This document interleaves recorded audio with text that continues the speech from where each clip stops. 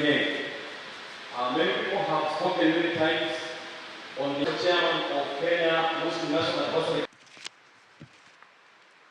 Prime Minister Raila Odinga,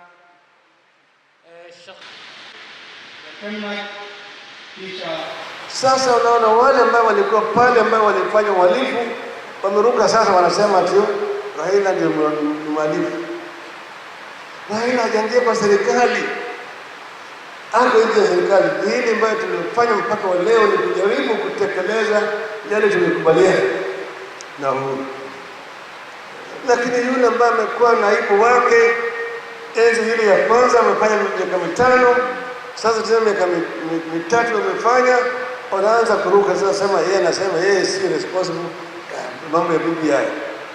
Mambo ya BBI anakula mshahara, akona security, wana kila kitu ndani hii ya serikali. Alafu yeye anaanza kudhulumu hii ya serikali, anasema Raila ndio yuko responsible. Si unafiki? Si unafiki?